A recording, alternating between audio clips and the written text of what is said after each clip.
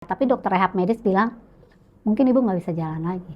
Menurut rehab medis juga ya, yang paling berat tuh memang masa-masa terapi. Jadi sebetulnya saya ngerasa bahwa subarasi, utsukushi membantu iya, tapi ada part-part lain yang sebetulnya kita nggak boleh skip gitu.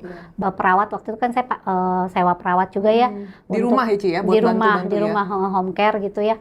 Ci lemes nggak, pusing nggak? Ya puji Tuhannya kebantu nggak banget. sampai ini, dan saya juga nggak sampai minum painkiller yang lain-lain gitu. Itu jadi saya kalau mulai ngerasa nggak enak, subahnya jadi tambahin. Obat saraf tuh sebetulnya nggak ada obatnya. Jadi waktu itu saya cuma dikasih vitamin saraf dan obat buat habis operasi. Ya itu ya makanya saya bilang saraf tuh rada susah, boleh dibilang nggak ada obatnya. Saya baca-baca tentang spinal cord, itu ada ngebantu pakai injek stem cell memang. Tapi itu pun tidak menjamin 100%. Dan itu nggak mungkin cuma sekali suntik doang kan Ci, biayanya juga berapa biayanya kan? berapa, dan karena saya tahu Suba ini efeknya mirip seperti stem cell, ya saya coba aja minum sampai, ya puji Tuhan dokternya baik sih ya, maksudnya kasih izin waktu di ICU tuh disonde 4 Suba.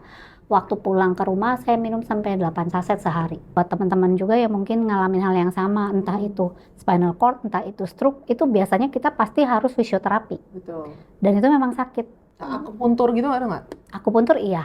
Fisioterapi ini kenapa sakit? Karena kan otot kita nggak pernah kepake nih, biasanya ngecil tuh, atrofi ya. Nah kalau kita nggak dilatih makin susah gitu.